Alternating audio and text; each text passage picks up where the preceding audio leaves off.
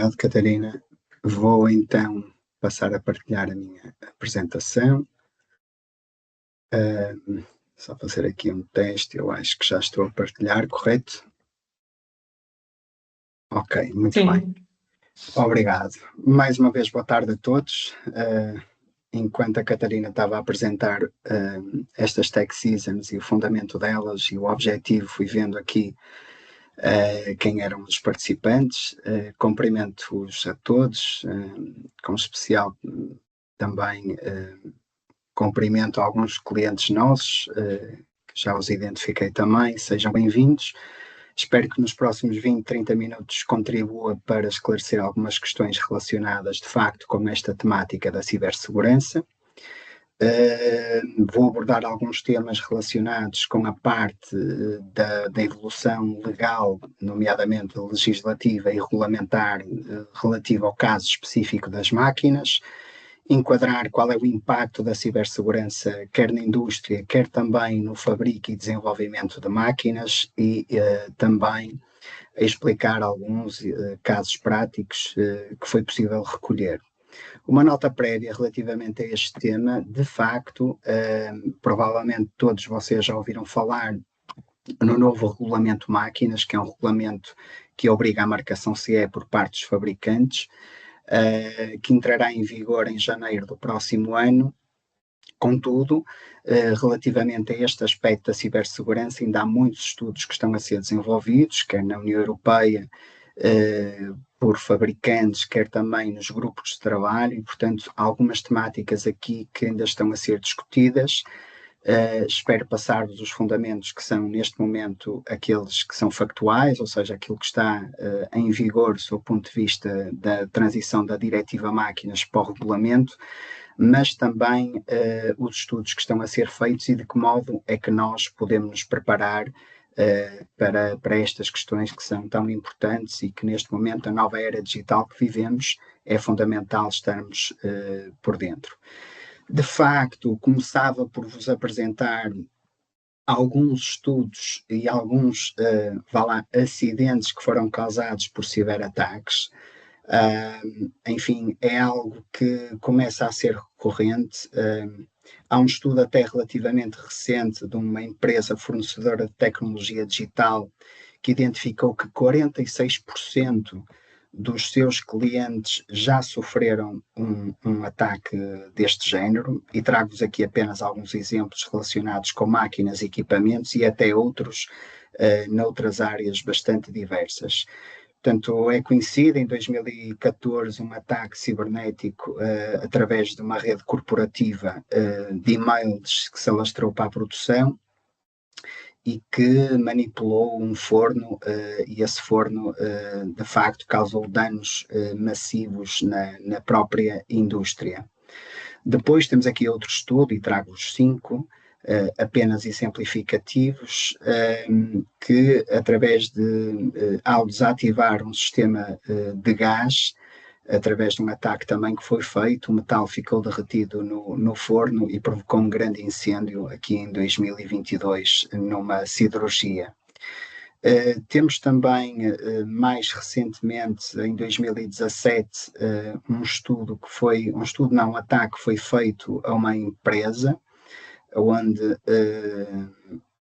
conseguiram hackear os mecanismos os dispositivos de segurança que estavam implementados numa linha industrial e que provocou acidentes com danos, neste caso também, não só físicos, mas também que puseram em causa a segurança humana e, portanto, que com danos para os trabalhadores. Aqui mais próximo de nós também tivemos conhecimento de um ciberataque de grande escala que parou a produção da fábrica da Jaguar e da Land Rover, e esse impacto estendeu-se a uma fábrica em Palmela, portanto, e que obrigou à paragem na produção da nossa fábrica em Palmela.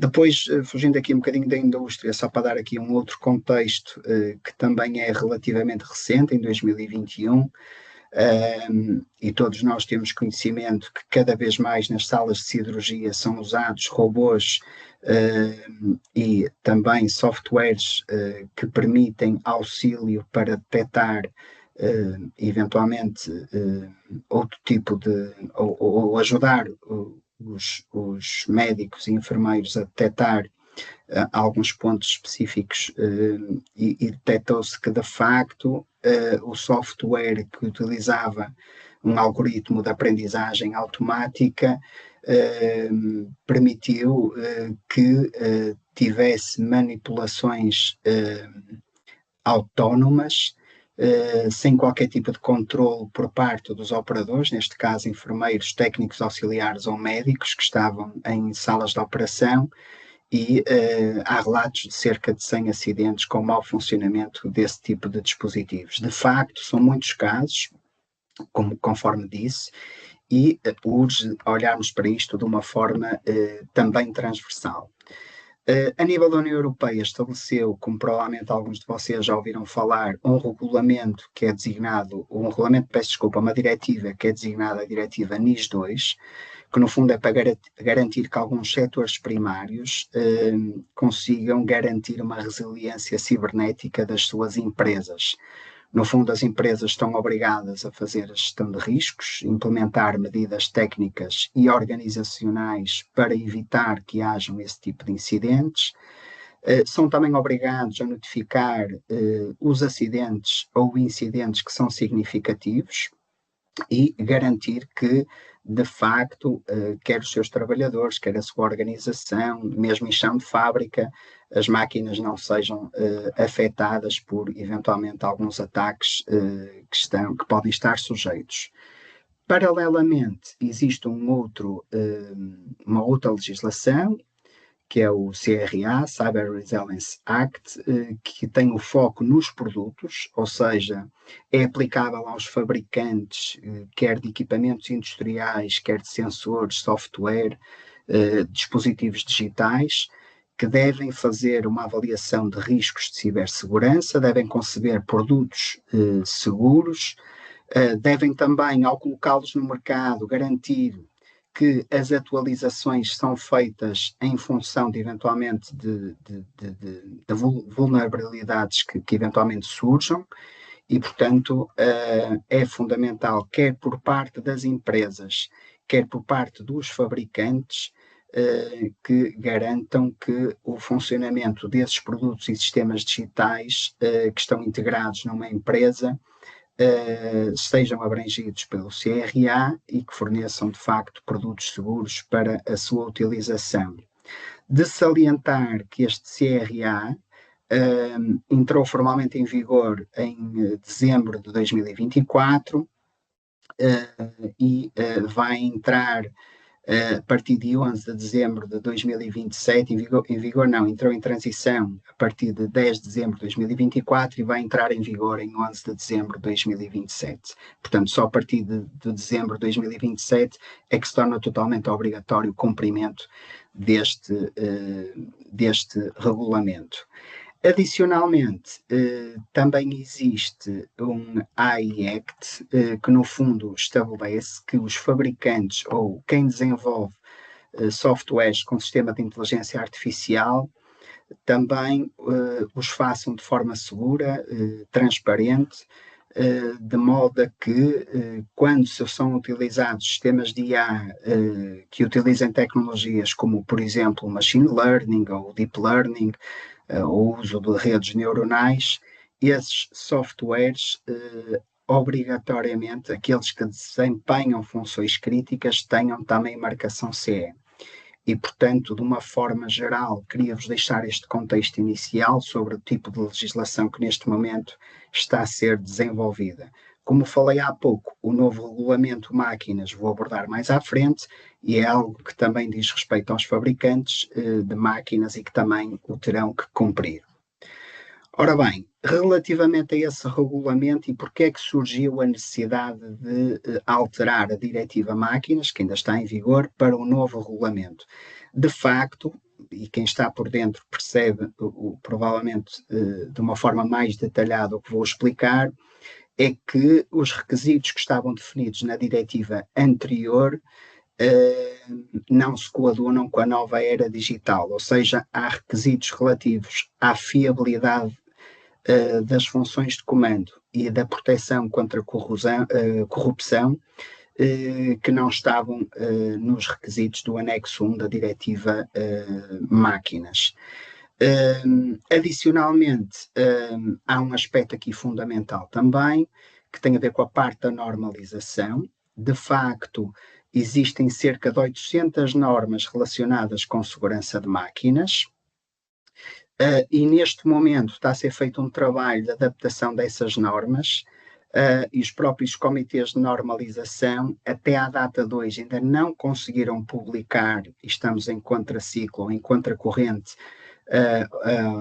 porque ainda não conseguiram publicar uma única norma harmonizada, mas prevê-se que dessas 800, 80 pelo menos serão publicadas até ao final deste ano. Identifica-se também que 600 delas precisam de adaptação e que 100 são obsoletas e que devem ser retiradas do mercado. Portanto, há aqui um longo trabalho de normalização que é importante fazer, e convém salientar um aspecto, é que de facto o regulamento máquinas que entrará em vigor em janeiro do próximo ano estabelece requisitos de segurança, contudo os requisitos são genéricos e são aplicáveis a qualquer tipo de máquina. Daí a necessidade de surgirem normas, neste caso até a necessidade de termos normas harmonizadas para cumprir o requisito que está lá definido. Por exemplo, aqueles que eu referi, da segurança e fiabilidade dos sistemas de comando, entre outros. Convém então perceber um pouco aquilo que foi a evolução da segurança de máquinas até ao dia de hoje. Vulgarmente, era comum, e é comum, nós vermos em chão de fábrica máquinas com 40, 50 anos, com um nível de fiabilidade a nível da função para a qual o fabricante a definiu na altura, com uma fiabilidade alta. E de facto há máquinas que duram têm 40, 50, 60 anos de vida. Com a diretiva máquinas e a normalização, de facto, elas evoluíram e temos aí a comparação de duas máquinas, onde já vemos uma máquina com proteções, com barreiras fotoelétricas, e até o próprio sistema de comando já foi tratado de forma diferente, no fundo para garantir a fiabilidade das funções de segurança quando elas são chamadas para o efeito. Contudo, a abordagem tradicional que nós conhecemos e que vimos anteriormente, desde uma máquina como a prensa que mostrei, que não tinha qualquer tipo de proteção, para a imagem do lado direito, onde já tínhamos uma prensa com proteções, barreiras de segurança, materiais e imateriais, dispositivos de paragem de emergência, a evolução está a tender para uma situação diferente. Ou seja, se até agora era comum nós vermos essas barreiras físicas a separar a parte dos operadores das máquinas, tendencialmente os humanos, ou os operadores e as máquinas vão partilhar o mesmo espaço de trabalho. De facto, eles interferem e colaboram nas mesmas tarefas. A tendência é trabalharmos sem as tais barreiras físicas que separam a máquina do operador. Neste momento, já se trabalha, ou tendencialmente, no mesmo espaço. De facto, a abordagem tradicional de segurança de máquinas que nós conhecíamos, baseada nesse tipo de proteções ou barreiras entre o operador e a máquina, já não é adequada para ambientes colaborativos. De facto, quando trabalhamos, por exemplo, com robôs, já a estratégia de segurança tem que ser diferente, nomeadamente através da utilização de sensores de presença, monitorização de velocidades e distâncias de segurança, paragem automática em caso de contacto, e, portanto, há uma tendência e, de facto, o novo paradigma de trabalho com as máquinas está a ser alterado. Como referi, vivemos agora numa era totalmente diferente, onde há esta capacitação das máquinas para trabalharem em conjunto com os operadores. De facto, esta evolução permitiu que alguns tipos de máquinas apoiem as capacidades e as tarefas que os operadores têm que fazer, como por exemplo uma simples detecção de defeitos numa peça. As novas máquinas e softwares existentes também permitem que se adaptem ao comportamento das pessoas e possam ser utilizados de forma segura. Relativamente ao paradigma do novo ambiente de trabalho em que as máquinas operam, de facto, aquilo que nós conhecíamos até à data era uma máquina que temos aqui a representação genérica de uma arquitetura tradicional de uma máquina, onde nós temos as fontes de energia elétrica, pneumática, hidráulica, térmica, o que for, com atuadores e mecanismos que executam trabalho para fazer uma determinada função. A lógica que existia e que ainda existe, obviamente, mas que estamos em transição, a lógica era a atuação por parte do operador através de comandos ou outros sensores que a máquina tenha. E do lado esquerdo, obviamente, nós temos esta visão um bocadinho clássica do que é uma máquina, contudo, o novo ambiente tecnológico onde as máquinas neste momento trabalham é um novo ecossistema, designado ecossistema digital, porque neste momento nós temos máquinas ligadas em rede, temos recolha e armazenamento constante de dados que a máquina recebe e que depois emite.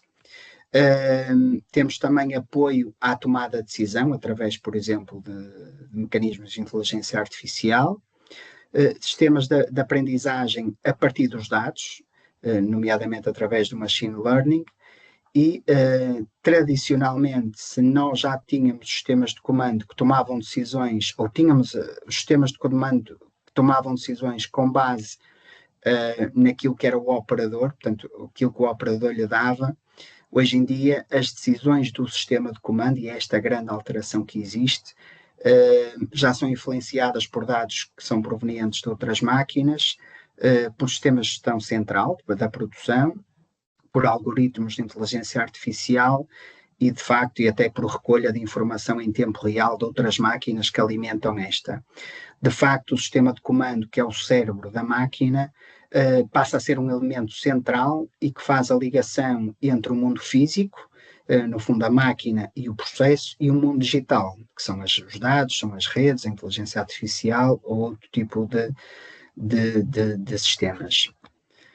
Temos aqui uma visão também daquilo que é um estudo que está a ser desenvolvido há algum tempo sobre de que modo é que nós podemos passar a olhar para uma máquina, ou seja, de que modo é que nós podemos avaliar uma máquina sob o ponto de vista de segurança, porque aquilo que nós vulgarmente conhecíamos era identificar os riscos elétricos, mecânicos ou outros que estavam estabelecidos na diretiva anterior. Contudo, esta parte digital não era avaliada, ou pelo menos não estava contemplada na diretiva máquinas anterior. E, de facto, existem algumas medidas que estão a ser estudadas. Uma delas é a separação da rede OT da rede IT. O que é isto? É separar a rede operacional que controla as máquinas da rede corporativa, aquilo que nós vulgarmente conhecemos, não é? Dos funcionários da empresa a trabalhar e a navegar na internet e a ter acesso a mails. Atualização de firmwares e de softwares, no fundo, garantir que os PLCs e outro tipo de controladores estão atualizados e protegidos contra acessos não autorizados, e cada vez mais reforçar algumas intervenções que são feitas em máquinas, porque nós sabemos hoje em dia que muitas vezes a máquina pode estar sujeita a uma manutenção e manipulação de uma empresa, por exemplo, alemã ou na Suíça. Portanto, nós podemos ter a máquina aqui em Portugal e a manutenção ser feita à distância. E neste caso, quando a manutenção é feita cá ou alguma intervenção na máquina pode ser feita cá, deve-se implementar, por exemplo, uma metodologia que conhecemos provavelmente todos, que é a metodologia LOTO, que permite bloquear e isolar a fonte de energia de modo a que não hajam intervenções externas enquanto estamos junto da máquina. Relativamente ao conceito, é um conceito novo, como já perceberam. De facto, os ingleses têm dois termos para a mesma palavra. Nós até aqui usamos sempre a parte, ou a designação segurança de máquinas. Eles têm a parte do safety e agora a parte do security, que pode ser traduzido para intrusão. Se até aqui tratamos sempre da parte do safety, da segurança de máquinas, como por exemplo, se falhar um sensor, o que é que vai acontecer à minha máquina, se houver um erro de comando, que tipo de risco é que vai o operador estar sujeito, se esta máquina tem ou não arranque intempestivo, se houver uma falha de energia e retomar a energia, se falhar a paragem de emergência, que riscos é que vai ter para o operador. Portanto, isto era o que nós estávamos vulgarmente habituados a olhar para uma máquina quando fazíamos a avaliação de segurança. Neste momento, a parte do security é algo que é fundamental, como já referi, e de facto devemos controlar o acesso remoto inadvertido, como aquele que eu referi há pouco, com a manutenção a ser feita à distância, eventualmente alterar parâmetros ou manipulação dos programas que estão na máquina. E de facto um ataque poderá provocar ou alterar parâmetros do sistema que eventualmente executem movimentos perigosos fora dos limites de utilização da máquina e de facto poderá surgir riscos para os operadores. Esta ideia que eu quero destacar é que de facto a máquina já não é na verdade apenas elétrica ou mecânica como nós conhecíamos. Neste momento, os riscos deslocam-se para a parte do software, dos algoritmos e da comunicação, da conectividade e decisões automáticas. Daí a necessidade de surgir este tal regulamento máquinas, visto que o paradigma com o trabalho alterou, como mencionei anteriormente. Terem surgido estas novas tecnologias tem uma influência enorme na parte do sistema de comando, e de facto surgiu a necessidade de adaptar a legislação de segurança de máquinas. Como também já referi, existe um trabalho de fundo que está a ser feito pelos comitês de normalização. Para já, à data de hoje, ainda não existe nenhuma norma harmonizada, mas prevê-se que a primeira norma harmonizada, eu vou mencionar também um bocadinho mais à frente, saia já em outubro deste ano e que ajude os fabricantes a interpretar e a aplicar os requisitos de segurança. Ora bem, conforme referi, este novo regulamento tem por base muitos acidentes que estão relatados e que foram relatados nos últimos anos e que a Comissão Europeia tem conhecimento e, de facto, a Diretiva Máquinas que está em vigor já não respondia àquilo que são as novas exigências e com o histórico que nós conhecemos de acidentes provocados por uso de IA e outro tipo de tecnologias nas máquinas, e houve a necessidade da União Europeia estabelecer confiança no mercado. E, de facto, a primeira medida foi adotar requisitos de acordo com a nova era digital, não perder tempo. Por isso mesmo é que sai um regulamento e não sai uma diretiva.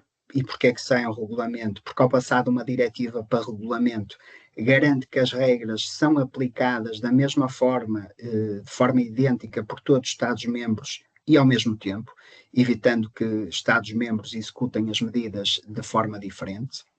Reforça um princípio muito importante, que é a segurança desde a concepção, obrigando os fabricantes a realizar avaliações e apreciações do risco para o ciclo de vida todo da máquina, e como já perceberam, os próprios softwares que estão embebidos na máquina têm que ter atualizações e, portanto, este regulamento também prevê isso. Contudo, procura equilibrar não só a promoção de inovação tecnológica, mas também para manter os padrões rigorosos de segurança, ou seja, olha para a parte do security, como eu referi há pouco, mas mantém também a parte do safety para garantirmos que as máquinas estão seguras e podem ter a marcação CE.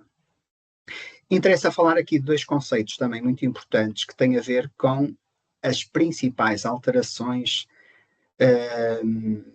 relativamente à diretiva anterior para o novo regulamento. Ou seja, que alterações, do ponto de vista de requisitos, é que foram introduzidas neste regulamento. Existem essencialmente duas.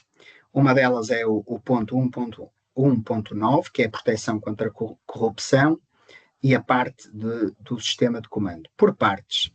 Relativamente a esta parte, o fabricante deve garantir que o cérebro digital da máquina é resistente o suficiente a ataques e a todo o tipo de alterações que podem estar sujeitas através de um ataque cibernético.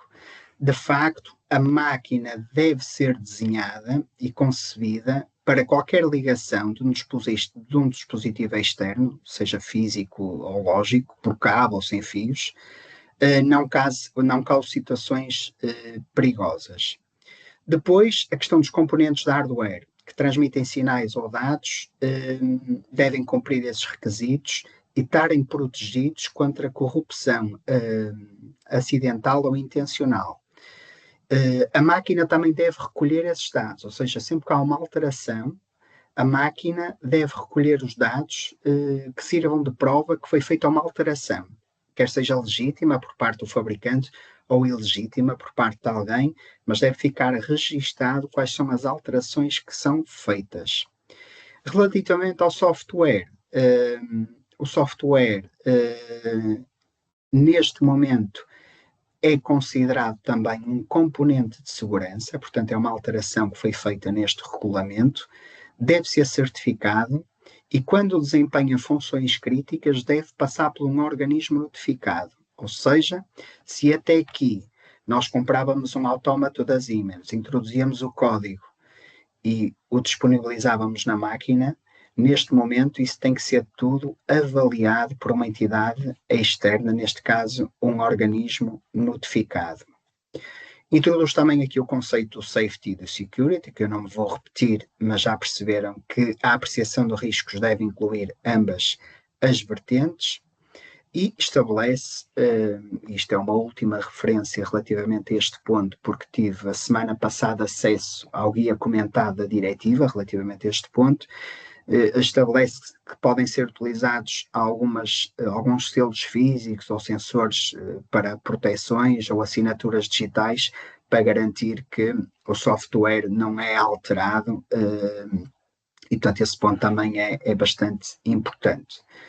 Relativamente ao outro ponto, que é a segurança e fiabilidade dos sistemas de comando, provavelmente nós todos, ou a maioria, já ouviu falar da fiabilidade das funções de segurança através da norma EN 13.849 e, de facto, se até à data está bem garantido que nós, para cada função de segurança que a máquina tem, porque pode ter várias, nós avaliamos e construímos uma função de segurança de forma robusta, esta parte relacionada quer com o software, quer com esta nova era digital não estava a ser considerada.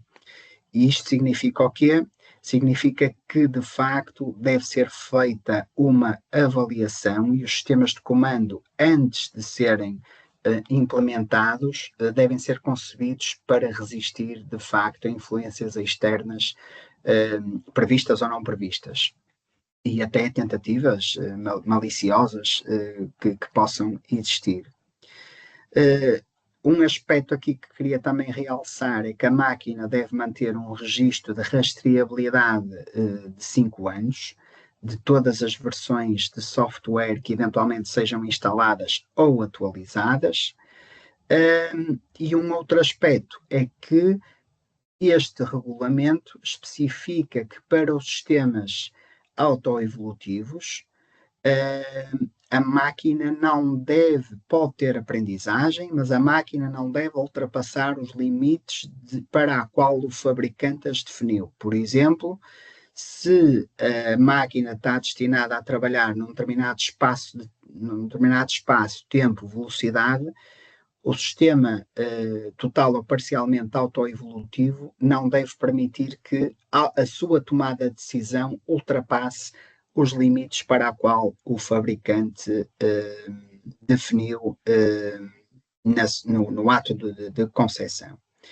Relativamente à conformidade, salientar que, de facto, como nós no início referimos que existem legislações, como por exemplo o CRA, que obriga a que os fabricantes já façam a marcação CE dos seus produtos digitais, um fabricante de máquinas não precisa de os fazer novamente. Ou seja, se comprar já um produto certificado com marcação CE e na declaração já menciona que cumpre com o ponto 1.1.9, que é a proteção contra corrupção, e com este ponto da segurança e fiabilidade dos sistemas de comando, o fabricante não terá que o certificar novamente.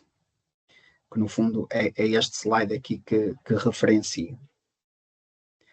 Relativamente à normalização, conforme referi, em outubro de 2026 sairá provavelmente a primeira norma harmonizada, que neste momento ainda é um projeto de norma, que é essa primeira que eu apresento aí, a 50.742, que à semelhança daquilo que é a segurança que nós tínhamos para o sistema de comando, onde definíamos o PL, o Performance Level, que era requerido para cada função de segurança. Esta norma vai-nos especificar também qual é o nível de proteção para cada security que nós tínhamos na nossa máquina. Portanto, já se prevê que em outubro já tínhamos mais dados relativamente a este aspecto. Uma outra norma, que é um conjunto de normas, é a ISC 62443, que é uma norma também extremamente importante, que diz respeito à proteção dos sistemas de automação e controlo. E, no fundo, o que é que esta norma especifica?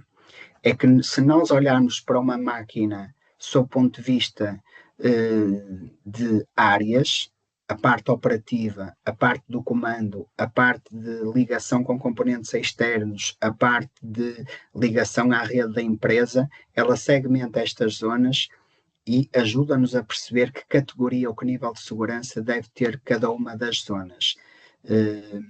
E por fim, queria-vos também deixar a nota desta norma, que é uma norma também que ainda não está totalmente, ou não está publicada em pleno, que é 63.074, que diz respeito à integração entre segurança funcional e a cibersegurança. Essencialmente estas três normas penso que são aquelas que nós no futuro podemos detalhar um bocadinho melhor, são aquelas que se prevêem que sejam as primeiras a ser publicadas, com exceção desta central da 62.443 que já está publicada e há já alguns estudos sobre isso, e é sobre essa que eu vou falar agora um bocadinho com o caso prático que trago relativamente a como fazer uma avaliação de segurança ao abrigo do novo regulamento e aplicando esta norma. Conforme referi, olhando aqui para este exemplo, nós temos o núcleo central da máquina, aqui a verde, onde inclui o sistema de controle, os componentes críticos de segurança. Depois temos a ligação, aqui a laranja, a ligação à rede de produção. Temos também aqui a amarelo em baixo os dispositivos que são ligados temporariamente, como por exemplo portáteis que possam aceder a uma porta USB para fazer eventualmente atualizações. Temos redes externas, nomeadamente ligações à internet e à cloud, e até eventualmente esta máquina poder estar ligada a outro tipo de máquinas, como por exemplo robôs que fazem a alimentação, carga e descarga da máquina, sistemas de medição e sistemas de manuseamento. Como podem perceber pela própria complexidade e esta separação por zonas, o que esta norma nos diz é que nós, para efetuarmos uma apreciação de risco, devemos identificar quais são os ativos críticos que a máquina tem e depois a ligação entre eles. Aliás, ela define ativos e fluxos, ok? No fundo, estes fluxos ou estas ligações, o que se pretende é que entre os ativos existam pontos seguros que permitam que a máquina interaja com o seu ambiente, obviamente, com estas redes externas, com as redes de produção, e relativamente aos fluxos e relativamente aos ativos, pretende-se também que seja feita a avaliação componente a componente. E eu trago aqui um exemplo, e penso que conseguem visualizar aqui na parte inferior, que é o componente A17, que é um interface USB que esta máquina tem, e é um ponto potencial de vulnerabilidade da máquina, onde é possível eventualmente, enfim, divulgação de dados de produção, roubo de algum know-how, ou até violação da própria propriedade intelectual, utilizando um modelo de matriz de risco, semelhante a que muitos de vocês também conhecem, identificamos que de facto ela tem um nível de risco elevado. Então, em função disto, a metodologia diz-nos que este risco tem que ser tratado, ou seja, temos que tomar medidas para reduzir ou eliminar este risco. E, de facto, se nós tomarmos algumas medidas, e o estudo indica-nos que nós podemos, provavelmente, obrigar a que o fabricante, ao colocar aquela porta USB, obrigue os operadores ou terceiros a efetuar um login com password para poder utilizar esta porta. A questão do registro de eventos, tal como diz o regulamento, eu falei há pouco, eles devem ser conservados e, portanto, devem estar disponíveis também, ou até imposição de criptografia em suportes externos, como esta porta USB, como medida também de segurança. Depois de adotarmos estas medidas, fazemos uma nova avaliação de risco e, de facto, já não temos um nível de risco tão elevado, mas, contudo, ainda temos ali um risco residual. E, portanto, à semelhança daquilo que nós conhecíamos na abordagem tradicional de segurança de máquinas, onde os riscos residuais tinham que ser passados para um manual de instruções, como, por exemplo, a obrigação do uso de óculos de segurança, ou capacete, ou luvas de proteção, aqui também o fabricante deve transcrever ou deve passar para o manual de instruções quais são as medidas que devem ser adotadas por parte do utilizador. E como ainda temos aqui um risco residual, uma das imposições que já existe até em algumas empresas é a proibição do uso de pens por parte de qualquer pessoa dentro da empresa. E essa documentação, estas medidas residuais devem estar também à semelhança do que acontecia anteriormente no manual de instruções como obrigatoriedade. Para além deste exemplo do fabricante de máquinas, eu vou-vos deixar mais um, o tempo já é longo, mas pelo menos este aspecto pode suscitar algumas questões e penso que é muito importante, que é, e então o que é que se faz às máquinas que nós já temos em chão de fábrica, que até já as temos ligadas em rede, que até já trabalham com sistemas operativos e com tecnologias, algumas delas obsoletas, e de facto é muito comum estas máquinas estarem ligadas nas empresas, não é? Tornando-as algo fáceis e que podem comprometer toda a rede. E um estudo revela que, de facto, há medidas que estão a ser estudadas para reduzir ou eliminar esses riscos. De facto, algumas das máquinas já não é possível a atualização, por exemplo, aquelas que até têm o exemplo que eu trago aqui, como a implementação do Windows 7, já não é possível atualizá-las, então o que é que se faz? E um dos conceitos que eles referem é o uso de gateway, ou seja, a máquina ser separada do resto da rede da empresa e usar essa gateway como uma função de firewall. Depois introduzem também aqui um conceito novo, que é o conceito de caixa negra.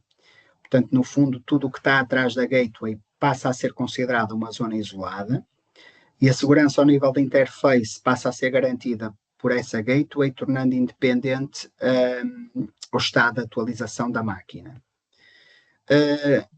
Implementar também medidas de controlo e acesso. No fundo, este estudo, não me queria alongar muito mais, porque o tempo já vamos aqui com algum tempo, mas de qualquer modo, no fundo deste estudo que está a ser desenvolvido, vão também sair algumas medidas práticas para máquinas em uso. Se por um lado, através do regulamento, o fabricante é responsável por uma concepção segura, desenvolver um software seguro que até seja certificado por uma entidade externa, se deve proteger o sistema de comando contra ataques, efetuar a apreciação de risco. O utilizador também tem responsabilidades e deve proteger a rede, controlar os acessos, eventualmente até gerir as passwords e ter também políticas, obviamente, como referimos no início, para evitar que hajam esse tipo de acidentes. Para terminar, trago aqui rapidamente 5 estudos, de salientar que, de facto, a tendência e os estudos indicam a tendência crescente no uso da automação e uso também de sistemas de IA, por vários motivos, portanto é algo que não vamos andar para trás, como é óbvio. Estamos numa fase onde a IA, Internet of Things e robótica e os sistemas autónomos têm cada vez mais uma maior colaboração com os operadores e com as máquinas, portanto, para além de nós agora conseguimos aumentar a produtividade e a eficiência dos nossos processos industriais, estas novas tecnologias trazem alguns aspectos e obrigam-nos a implementar medidas robustas para a proteção da nossa empresa e das nossas máquinas. Um outro estudo prevê que até 2027, 50% das decisões irão ser potencializadas ou automatizadas através de IA. Isto é algo assustador, mas é o estudo que o revela. E, portanto, provavelmente, através deste incremento, o estudo revela que 20% vão aumentar a sua faturação, ou prevê-se que aumente a sua faturação. Um outro estudo já vos apresentei, que é os tais 46% de acidentes que houveram com o tal fornecedor de equipamentos.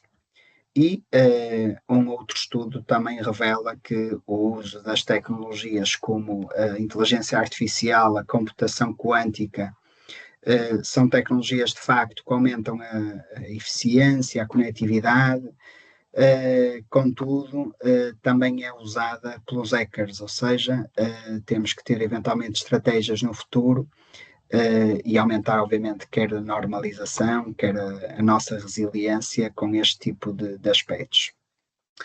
Para concluir, conforme fui falando ao longo desta apresentação, o presente e o futuro de segurança de máquina já não é mecânico ou elétrico, de facto esta nova era digital está para ficar.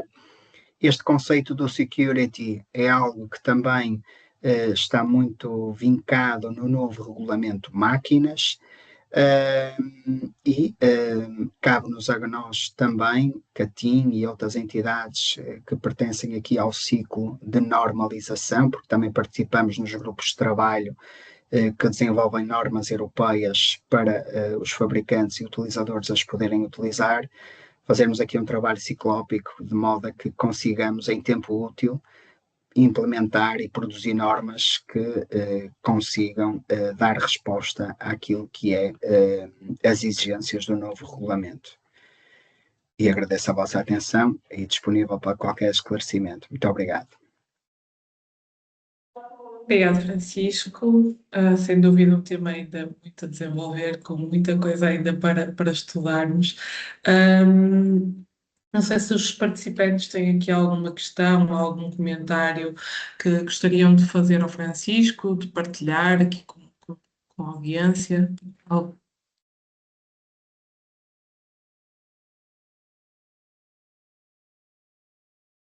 Penso que não.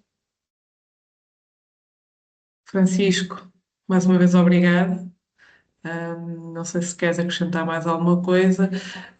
Se não, podemos dar por terminado, dado que acho que não temos aqui nenhuma questão. Está toda a gente ainda aqui a absorver a informação, que realmente é bastante. Muito obrigada a todos. Obrigado, França.